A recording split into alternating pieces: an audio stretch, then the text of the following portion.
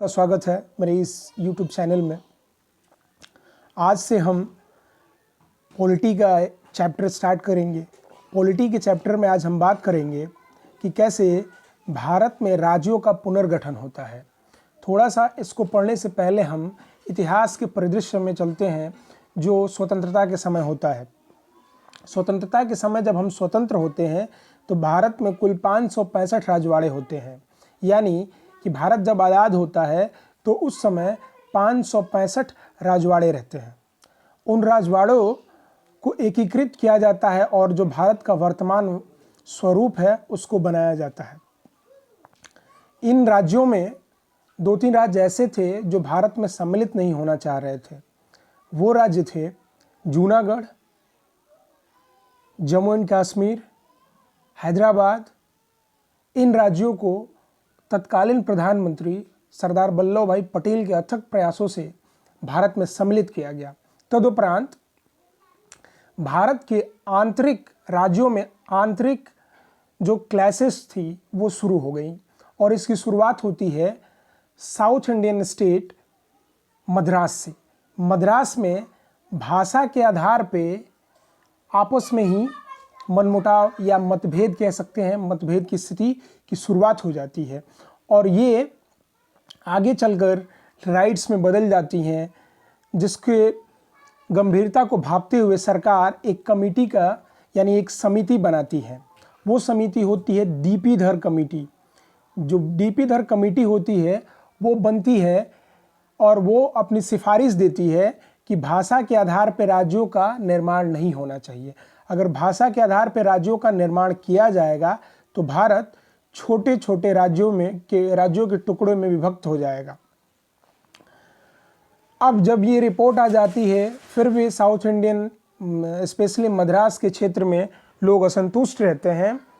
फिर और एक और यहाँ पे ये संशय रहता है जो मद्रास के लोग रहते हैं उनमें कि जो डीपी धर साहब हैं वो उत्तर प्रदेश के हैं और वो दक्षिण भारतीय राज्यों की समस्याओं को बेहतर तरीके से नहीं समझ सकते। इसलिए अगले साल 1949 में जेबीपी कमेटी का निर्माण किया जाता है। जेबीपी कमेटी की स्थापना होती है जिसके अध्यक्ष होते हैं जवाहरलाल नेहरू, वल्लभ भाई पटेल और जिसके सदस्य होते हैं जवाहरलाल नेहरू, वल्लभ भाई पटेल और प्रताप सीतारमैया जो कि साउथ इंडियन के होते हैं।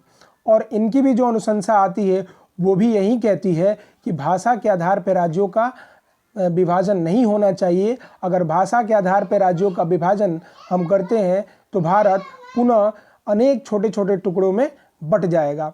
जैसे ही ये सिफारिश आती है, जैसे ही अनुशंसा आती है, वैसे ही साउथ इंडिया में एक बार फिर से जो समस्याएं होती हैं, जो आपसी कलह होती हैं वो और बढ़ जाती हैं।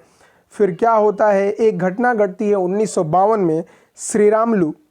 श्रीरामलू भूख हड़ताल पे बैठ जाते हैं और उनका उद्देश्य रहता है भाषा के आधार पे तमिल और तेलुगु राज्य का निर्माण कराना। दुर्भाग्यवश 57 दिनों के उपवास उपरांत उनका देहांत हो जाता है। जैसा कि आज वर्तमान में संचार का माध्यम तीव्र है, लेकिन उस समय संचार का माध्यम तीव्र नहीं था। जैसे ही ये खबर पहुंचती है लोगों के बीच अखबार के माध्यम से, तो वहाँ पे उनके लिए अपार जन समर्थन आता है और अंततः सरकार को झुकना पड़ता है। और 1 अक्टूबर 1953 को भाषा के आधार पर प्रथम राज्य का निर्माण होता है और मद्रास से अलग हटकर एक नए राज्य का निर्माण होता है। वो होता है आंध्र प्रदेश। तेलुगुस के लिए आंध्र प्रदेश बना दिया जाता है और तमिलियंस के लिए मद्रास, जो वर्तमान में तमिलनाडु है।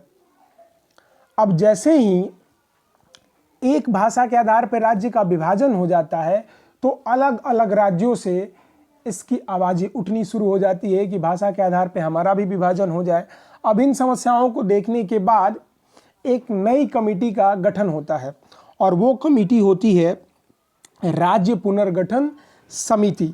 1954 में इसकी स्थापना होती है और 1955 में जिसके अध्यक्ष होते हैं फजल अली, जो मूलतः पाकिस्तान के होते हैं, लेकिन विभाजन के समय, भारत पाकिस्तान विभाजन के समय वो भारत आ जाते हैं। वो अनुशंसा करते हैं, 1955 में उनकी अनुशंसा आती है और कहते हैं कि भारत का विभाजन भाषा के आधार पर कर देना चाहिए। 1956 में फजल अली की इस अनुशंसा को